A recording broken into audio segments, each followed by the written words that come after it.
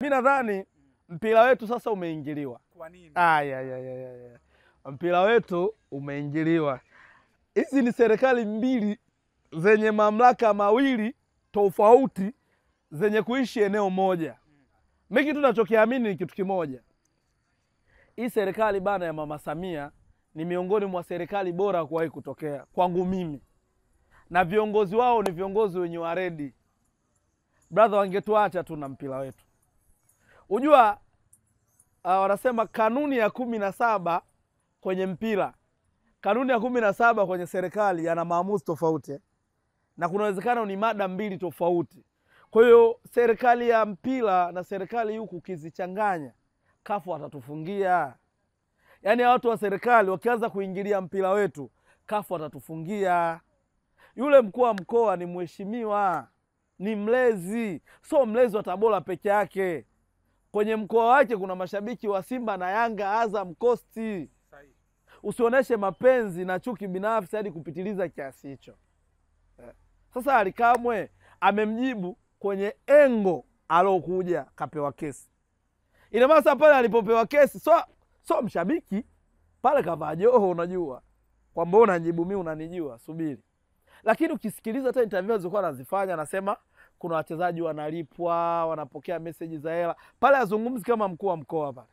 Azungumza kama shabiki wa Tabora. Maana zile sio kauli za kimamlaka. Kwani kauli ya mkuu wa mkoa aliposema kwamba haihofii timu yoyote Tanzania zaidi ya Simba Sports kutokana kwamba ni ya moto. Kwani sikaongea ukweli? Sasa unapozungumza vile kwamba unasema ukweli, unamweka mtu huru. Sasa umewaandareti Yanga. Mkuu wa mkoa akaamua bora yeye aseme anawaogopa sana Simba. Sawa. Na wenyewe sasa unapoingia kwenye ushabiki, uvumilivu inabidi uwe nao. Mimi sitozungumzia kiundani zaidi ile swala kwa sababu liko kisheria. Mwisho wa siku sio kasikia Mchome na yeye ndwa. Twende. Baada ya kupata wewe umezipata saa ngapi taarifa za Ally Kamwe kwamba yuko ndani na ukazipokeaje?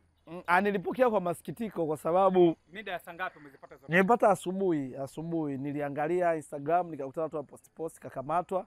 Nikawapigia ambao wako Tabora wakaniambia ni kweli kakamatwa. Nilihuzunika kwa kweli kwa sababu unavomkamata Ally Kamwe ni mwakilishi wa watu zaidi ya milioni 6. Zaidi? Maana Yanga ni timu yenye washabiki zaidi ya milioni 6 na nchi. Zaidi ya milioni 10. Ina maana yule ndo msemaji wao na mwakilishi wao. Kuna watu nyuma ambao wanamwamini aliyekuweka pale na walompigania. Unajua Yanga na Simba ndo nchi. Si ndio? Una maana gani? Ndo mashabiki, ndo timu zenye mashabiki wengi nchi. Hilo sahihi. Kwa hiyo nadhani mashabiki wa Yanga mimi siingia sana kwenye huko Kenya kaonekana tuchela, lakini sio vizuri. Watu achie mpira wetu tu. Kuna comment nimeisoma hapa, kuna mchambuzi mmoja ni mfanyakazi wa kituo kimoja cha radio ameandika, anasema alichokifanya Ally Kamwe amekosea mno, na nukuu maneno ya huyo mchambuzi na mwandishi. Amesema rejea hekima alizozitumia Ahmed Ally baada ya kumsikia mkuu wa mkoa Mwanza Mheshimiwa Said Mtanda aliposema yeye mambo yake anaendesha kiprofessional kama Ally Kamwe na hawezi kutumia kispika kama cha Ahmed Ally cha kuuzia panya, lakini kwamba Ahmed Ally kutoka hadharani kujibu. Ahmed Ally aliamua kuchukua busara, akaamua kukaa kimya, ukubwa huo. Sasa pale Ahmed Ally alisemwa personal. Umeelewa? Pale haikusemwa Simba. Na Ahmed Ally kile kispika sio anachotumia kweli, kwani ni uongo? Kwamba kile kispika cha kutangazia panya sio anatumia kufanyia kampeni, kwani ni uongo? Lakini sasa huyu mkuu wa mkoa alisema kwamba kuna wachezaji wamepewa meseji za rushwa, wacheze anda kiwango. Haya, ushahidi unao? Sina. So professional alichokifanya. Yaani mimi sijapenda kwa kweli. Kwa kifupi, kilichotokea sijakipenda. Labda kuna namna wewe hili swala umelitazama kwa engo tofauti. Nimeliangalia nikaja nikagundua kwamba Ally Kamwe anakera sana. Kivipi yani? Kivipi yani? Kivipi? Ally Kamwe anakera, yule ndo rais au ajiita mwenyekiti wa masimango nchi. Sasa wewe vuta picha. Timu anayogopa mkuu wa mkoa imepigwa. Timu yake ya mkoa anailea imepigwa. Ana hali gani? Bana Mchome, tumalize bwana dakika mbili tu za ziada. Bana, uliutazama mchezo wa Tabora na Yanga baada ya promo kubwa sana ya Christina Mwagala, msemaji wa Tabora United, akafanikiwa kuujaza uwanja na pesa zimeingia kwenye dimba la Hassan Mwinyi mkoani Tabora mjini pale. Kikapigwa bwana dakika 90. Bwana wananchi wakawa wamelipa kisasi wao wanaposema kile kilikuwa kisasi. Ulivyotazama mchezo, goli la kwanza linafungwa na Isla Mwenda. Faulu ile. Wapo wanaolalamikia lile goli, wanasema ni kama golikipa alikuwa na uwezo wa kucheza ule mpira. Yani iko hivi. Lile goli ile ni ndizi mzungusho. Aliopiga Isla. Yani kwanza Mwenda kwanza lile goli huwezi kufunga kama ujue hesabu.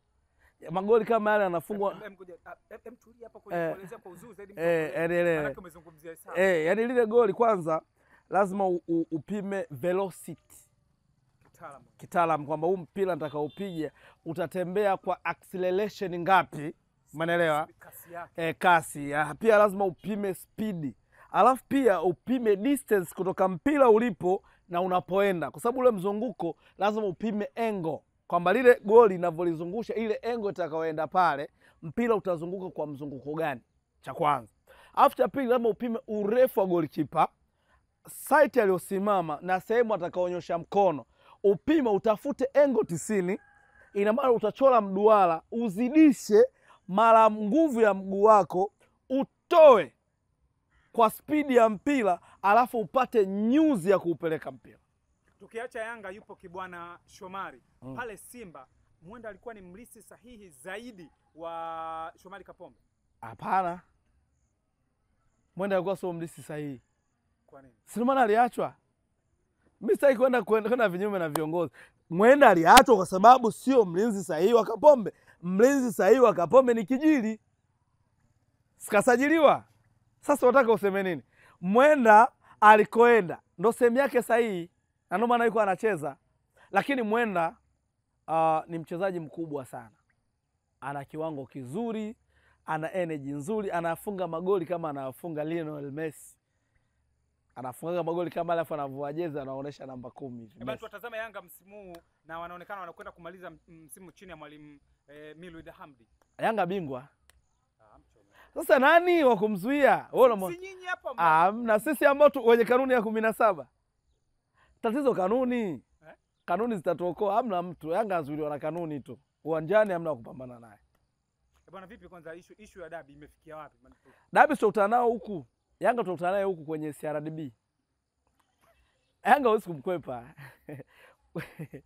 Tutakutana naye huku tu.